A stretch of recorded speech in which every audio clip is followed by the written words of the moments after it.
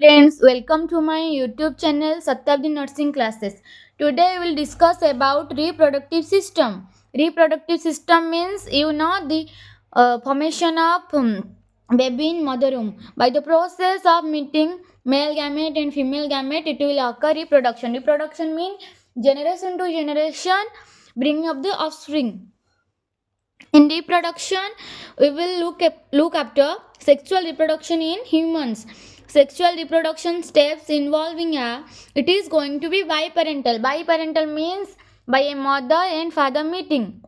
By a two parent, we will discuss about reproduction. Step 1. In step 1 means in reproduction, what steps we will need to do the process. In step 1, gametogenesis. Gametogenesis means formation of gametes. In male gamete, in female gamete. Male gamete in male, which is sperm. In female gamete, which is ova. When it will meet by the process is called insemination. In insemination, where sperm is motile, where ova is non-motile or immotile. The process by which the male gamete introduced in the female body is called insemination. Introduction of male gamete into the body of female is called insemination, where sperm is motile, where ova is non-motile. In female body having male gamete, meeting of male gamete and female gamete in the process of insemination. In step 3, fertilization. Fusion of male and female gamete is called fertilization. Male gamete which is sperm and female gamete which is ova. By the meat, it is the process is called fertilization. By the process, a product will form. This is called zygote. Zygote, such a product, after fertilization, it will make. In step 4, implantation. The attachment of embryo in endometrium of a female uterus is called implantation, where after zygote formation, then some days implantation occur in the lining of uterus, which is called endometrium lining. The attachment of embryo to the wall of uterine endometrium is called as implantation. 9 months stay inside of womb of mother. After the implantation, embryo will live 9 months inside the womb of mother, where 9 months it will take inside and grow. It will become fetus. Then after it will deliver. This is called patuation. In the step 5, gestational period. The period of 9 months is growth and developmental period, where growth and developmental occur. Growth means the cellular divisions, where is quantitative in numbers of cell grows. In qualitative development, it's the emotional, social, to adopting the mother womb environment. This is called developmental. The both criteria we need in gestational period, instead where it stayed in mother womb. Patuation, delivery of the baby followed by lactation, especially first 6 months. Delivery of the baby is called patuation. You can see here, delivery of the baby followed by lactation, especially first 6 months. Lactation means where breastfeeding will occur. The mother will give the breastfeeding to the baby, where menstruation period will male gamete is meeting to female. This is called, the process is called insemination. After by the fusion of meeting, this is called fertilization. Implantation, where the embryo is attached to the uterine wall. This is called implantation. In gestation, the 9 month it will grow and developmental occur. This is called gestational period. In patuation, delivery of the baby. Then say human is unisexual, means both human need to do a sexual reproduction. Both means one male and female. Two person need to do sexual reproduction. So both are unisexual, means two sexes are not present in a male or in a female. Each one are present of male and female.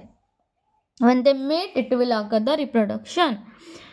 Now, male and female body can be recognized externally I am asking to you students, tell me now male and female body can be recognized externally?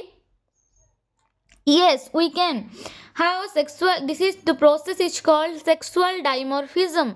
There is the property is called sexual dimorphism where we can separately characterized by the male and female by the certain kind of criteria characteristics. Like in male we found mustache, beard, heavy voice, prominent facial hair. In female it can't have. In female we found sweet voice, growth and development of their features, and having hit puberty, having menstruation cycle occur. That the reason we can distinguish or different separate male and female externally. First we will study about male reproductive system. You can see here we will study about male reproductive system. In male there is both two types of organ. Two types of organ are there. First one is primary sex organ and second one is secondary sex organ. In primary sex organ we will study about gametogenesis and release of sex hormone. Primary sex organ involved in two processes is first one is gametogenesis, release of sex hormones. Similar in female reproductive system where primary sex organ are doing gametogenesis and release of sex hormones. In secondary sex organ they are doing conduction, transportation, insemination. You will see after male reproductive system primary sex organ we will study about gametogenesis with the formation of gamete. The process where is the formation of gamete is called gametogenesis. Release of sex hormones like androgen and testosterone. Then secondary sex organ where we will study about conduction, transportation and insemination, where after sperm formed then it will conduct, transport and insemination to the female through the female body, through the vagina, into the female body through the vagina. This is by occur of conduction, transportation, insemination. Then primary sex organ we will study about deep. A primary sex organ includes a pair of testes, formation of gamete. A pair of testes is doing formation of gametes, which you can know this is called sperm. Secrete sex hormones which is known as testosterone, which is found it is an majorly it is found, this is called testosterone, which is commonly known as androgen. In secondary sex organs we will know about accessory duct, which is vas deferens, epididymis. In gland seminal vesicle, corpus gland, bulbourethral gland.